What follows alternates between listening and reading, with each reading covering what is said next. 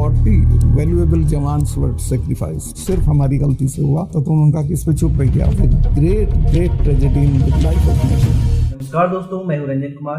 हाल ही में senior politician Satyapal Malik ने बड़ी सेंसेशनल बयान दिए हैं प्रधानमंत्री मोदी और पुलवामा हमले के बारे में। सत्यपाल मलिक एक एमपी रह चुके हैं यूपी स्टेट असेंबली, फिर 2 टाइम राज्यसभा एमपी रह चुके हैं और लोकसभा एमपी रह चुके हैं अलीगढ़ से। फिर ये union minister of state for parliamentary affairs and tourism बने। पिछले 6 सालों से ये गवर्नर रह चुके हैं जम्मू कश्मीर, बिहार, मेघालय और गोवा से। अब आमतौर पर जब इतने सीनियर पॉलिटिशियन किसी इंसिडेंट को लेकर इतने बड़े बयान देते हैं, खुलासा करते हैं, तो हमारी मेन स्ट्रीम मीडिया में इसे 24 घंटा प्ले किया जाता है।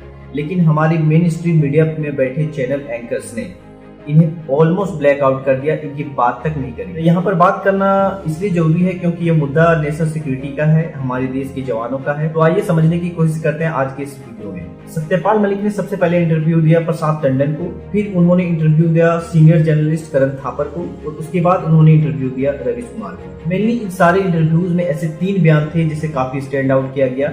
इनका पहला बयान था कि पुलवामा हमले में पाकिस्तान का हाथ जरूर था, लेकिन सरकार के सिक्योरिटी नेग्लिजेंस को नकारा नहीं जा सकता। और दूसरा उन्होंने कहा कि मोदी इनफॉर्म्ड है और कश्मीर के हालातों के बारे में वो इग्नोरेंट है। आइए कहानी को शुरू से देखते हैं। 2014 से जो यहाँ सिचुएशन बनी रही उसे समझने की कोशिश करते हैं। 2014 में लोकसभा की इलेक्शन होती है जिसमें भारतीय जनता पार्टी को बहुत बड़ी जीत मिलती है। एक बड़ा पॉइंट उनके मैनिफेस्टो में था कि आर्टिकल 370 को हटाना है। महीने बाद दिसंबर 2014 में इलेक्शन होती है जम्मू और कश्मीर के स्टेट में।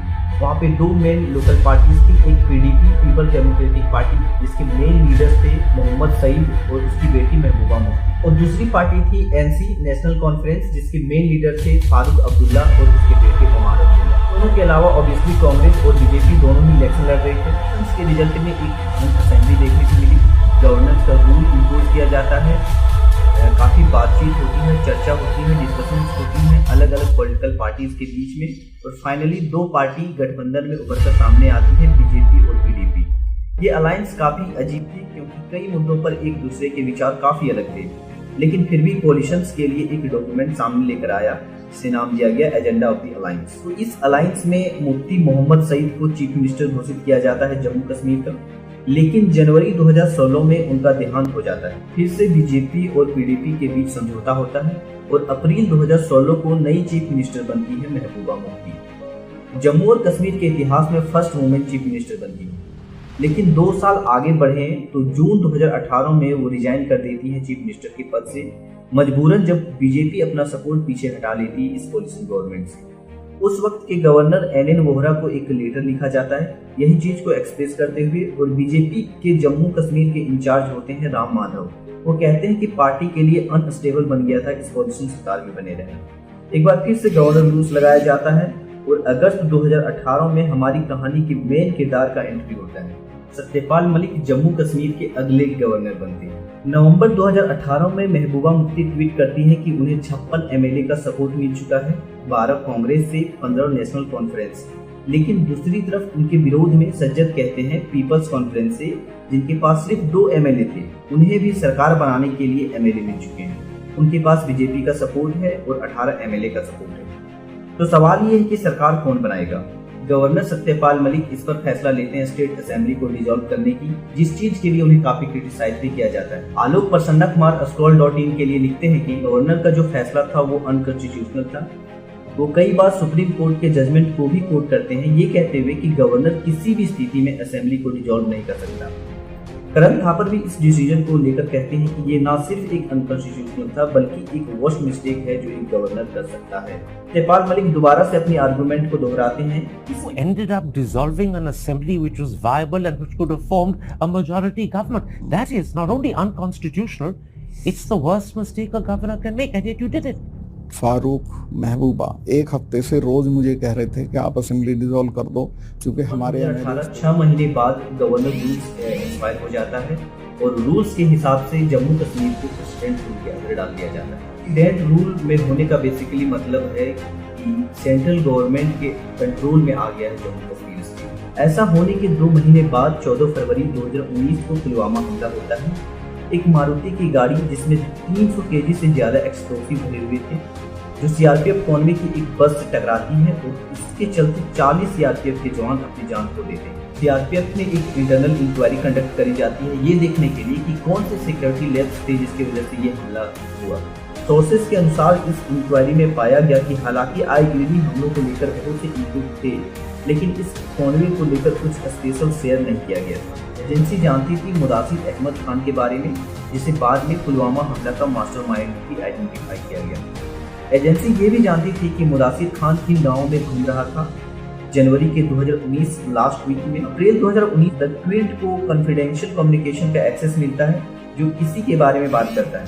20 जनवरी को जम्मू एंड कश्मीर के सीआईडी ऑफिसर ने एक चिट्ठी लिखी थी अपने सीनियर ऑफिसर को ये कहते हुए कि 2-3 फॉरेन टेररिस्ट हैं जो रिसेंटली मुदासिर खान से मिलने गए थे एक स्पेशल अटैक की प्लानिंग करने। ऑफिशियल कम्युनिकेशन रेडियो किए जाते हैं, पुलिस और पैरामिलिट्री फोर्सेस को हाई अलर्ट की कॉल करी जाती है। ये बताया जाता है कि हाईवे को सैनिटाइज करने की जरूरत है, एक हमला कभी भी हो सकता है। ऐसी सिचुएशन में 78 व्हीकल्स की एक अनयूजुअल लंबी कॉन्वे 2500 से ज्यादा सीआरपीएफ प्रिजनर को लेकर जा रही थी, सड़क के द्वारा ट्रेवल कर रही थी जम्मू टू श्रीनगर। सत्यपाल मलिक करण थापर को बताते हैं कि इतनी बड़ी कॉन्वे कभी सड़क के जरिए ट्रेवल नहीं करती, इसलिए सीआरपीएफ ने होम मिनिस्ट्री से 5 हवाई जहाजों की मांग करी थी, लेकिन होम मिनिस्टर ने हवाई जहाज लेने से मना कर दिया। इसके अलावा ये बताते हैं कि रोड को सैनिटाइज भी नहीं किया गया था। यहाँ सैनिटाइज का मतलब है सड़क को सेफ और सिक्योर बनाना, क्योंकि ये सारी मिलिट्री के लोग इस पर जाएंगे। इस रूट में 8 से 10 लिंक रोड थी और सत्यपाल के अकॉर्डिंग कोई न कोई जिप्सी खड़ी होनी चाहिए थी इस लिंक रोड पर।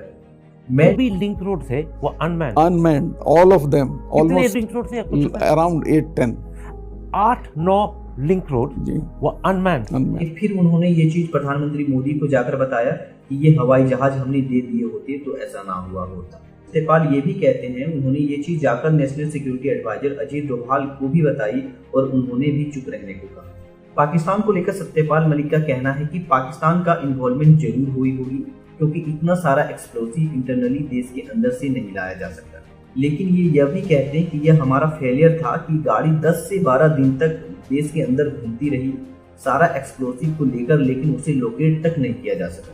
मार्च 2019 में समाजवादी पार्टी के लीडर राम गोपाल यादव ओपनली आरोप लगाते हैं प्रधानमंत्री मोदी पर। ये कहते हैं कि पैरामिलिट्री फोर्सेस दुखी हैं सरकार से, जवान मार दिए गए फोर्स की वजह से, चेकिंग नहीं थी जम्मू और श्रीनगर के बीच में, जवानों को सिंपल बसेस में भेज दिया गया, यह एक साजिश थी।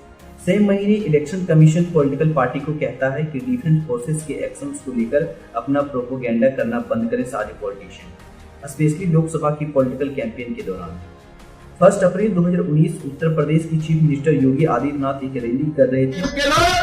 आतंकवादियों को बिरयानी खिलाते थे और मोदी जी की सेना आतंकवादियों को गोली और गोला देती है, यही अंतर है। इस रैली में ये इंडियन आर्मी को मोदी जी का सेना करके रिफर करते हैं। इस कमेंट को लेकर कई ओपोजिशन पार्टी ने ही नहीं बल्कि रिटायर्ड डिफेंस ऑफिसर्स ने भी ऑब्जेक्शन उठाया। इवन बीजेपी की retired politician general VK Singh ने कहा, अगर कोई कहता है भारत की सेना मोदी की सेना है तो वो गलत ही नहीं। अगर कोई कहता है कि भारत की सेना मोदी जी की सेना है तो वो गलत ही नहीं है, पर वो देशद्रोही भी है। इसके करीब 1 हफ्ते बाद प्रधानमंत्री मोदी अपनी कैंपेन में क्या आपका पहला वोट पाकिस्तान के बालाकोट में एयर स्ट्राइक करने वाले वीर जवानों के नाम समर्पित हो सकता है क्या? मैं मेरे फर्स्ट टाइम वोटर से कहना चाहता हूं कि आपका पहला वोट पुलवामा में जो वीर शहीद हुए, उन वीर शहीदों के नाम आपका वोट समर्पित हो सकता है क्या? बहुत लोगों ने इस चीज पर ऑब्जेक्शन उठाया, लेकिन एनीवेज अपनी कहानी पर वापस आए तो 2019 की लोकसभा इलेक्शन नरेंद्र मोदी और बीजेपी जीत जाते हैं। जुलाई 2019 में जम्मू कश्मीर पर लगाया गया प्रेसिडेंट रूल एक्सटेंड किया जाता है और 6 महीने के लिए।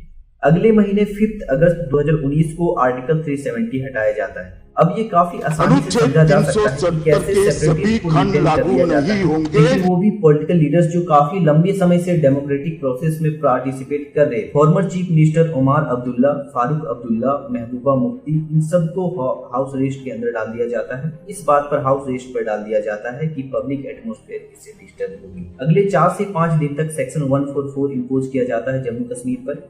हाई स्पीड इंटरनेट को अगले 18 महीने के लिए बंद कर दिया जाता है। सत्यपाल मलिक अपने इंटरव्यू में जस्टिफाई करते हैं ये कहते हुए कि पाकिस्तान इस इंटरनेट को हमारे खिलाफ इस्तेमाल कर सकता था। लेकिन आर्टिकल 370 पर आए तो सत्यपाल मलिक ने एक्चुअली 2 दिन पहले ये एनआई से बात करी थी और उन्होंने कहा था ऐसा कुछ नहीं होगा। It's normal. Only rumor mongering is going on. It's a very routine thing here. इतना बड़ा फैसला हो रहा था, राज्यपाल को ना तो 2 दिन पहले पता था ना 2 महीना पहले पता था, और राष्ट्रपति का आदेश कहता है कि राज्यपाल की मंजूरी ले ली गई है। अब सत्यपाल मलिक का संवैधानिक नैतिक बोध ही बता सकता है कि क्या वे सही बोल रहे थे, क्योंकि एक्चुअली में इन्हें इसके बारे में खुद पता ही नहीं था जब तक ये हुआ। ये कहते हैं कि ये जानते थे कि आर्टिकल 370 को कभी ना कभी हटाया जाएगा, क्योंकि ये प्रधानमंत्री मोदी के एजेंडा पर था। लेकिन जब इसे एक्चुअली में हटाया गया तब ना ही इन्हें प्रधानमंत्री ने ना ही होम मिनिस्टर ने इन्फॉर्म किया। इन्हें ये इन्फॉर्मेशन सिर्फ पिछली रात को मिली जब कॉल आती है होम मिनिस्टर से। ये कहते हैं कि सत्यपाल मलिक आपको एक लेटर भेजा जा रहा है, आप इसे पास करवा दीजिए सुबह के 11 बजे से पहले। क्लियर शब्दों में ये जताते हैं कि आर्टिकल 370 के हटाए जाने के फेवर में थे। लेकिन आज से 3 साल पहले जब इनकी इंटरव्यू ली जाती है एबीपी गंगा के द्वारा, तो ये कहते हैं कि आर्टिकल 370 को हटाने से डेवलपमेंट देखने को मिलेगी कश्मीर में और पूरे देश के लिए। ये अच्छी चीजें होगी, नई जॉब्स की क्रिएशन होगी, यूथ को एम्प्लॉयमेंट मिलेगी।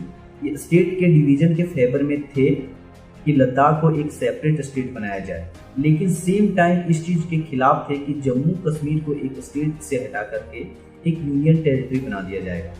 ये कहते हैं कि सेंट्रल गवर्नमेंट को डर था कि कहीं एक रिवॉल्ट ना हो जाए, इसलिए स्टेट पुलिस को अपने कंट्रोल में करना चाहते थे। तो आरोप यहाँ बहुत बड़े हैं, बड़े बड़े खुलासे किए गए हैं।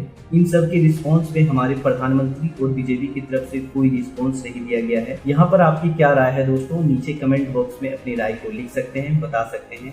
अगर आपको हमारा वीडियो अच्छा लगा तो आप प्लीज़ कमेंट करें, शेयर करें और प्लीज़ सब्सक्राइब करें।